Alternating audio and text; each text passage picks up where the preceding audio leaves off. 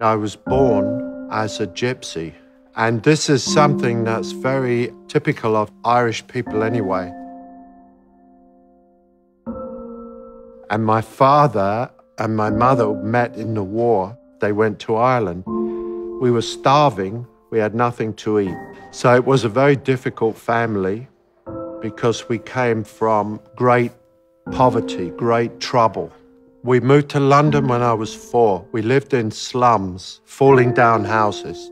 I would break into people's houses, steal cars, fight, run after girls. Half of my friends are dead. You know, the criminal life is short. It made me appreciate what I got later. And then I studied and I managed to get into an art school.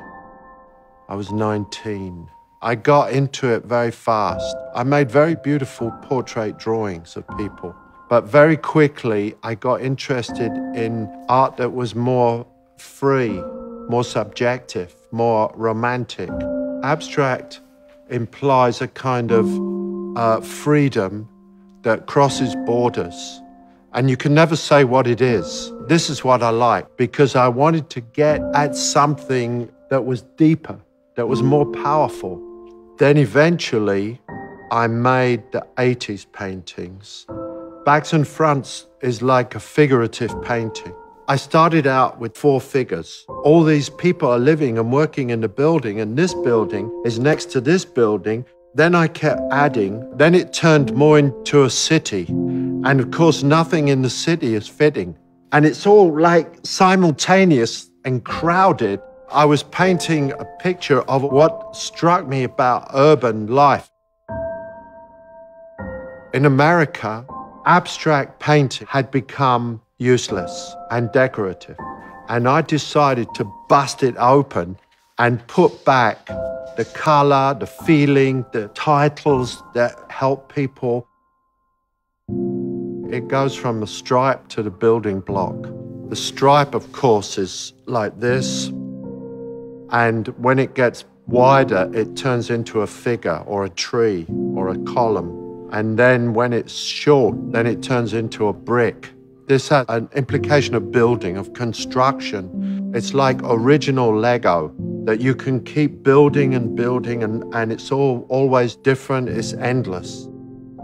And the wall of light paintings, I started the idea in Mexico, looking at the temples and the walls and the way things are built.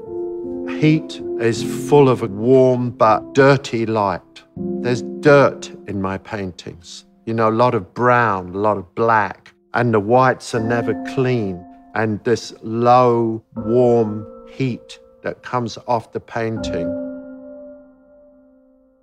Anything that happens to me, I convert it into energy. When my son died, I remember I painted a painting, 1983, a very dark painting. And when I finished the painting, I didn't even look at it. I walked out of the studio and I threw the brush on the floor. And I didn't go back for 3 months.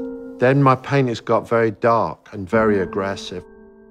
Only in the last maybe 5 years that I kind of let that go. My son is extraordinarily important to me and brought love and forgiveness back into my life. I start looking after my son, which I do 50% of the time. I make a painting for him every year.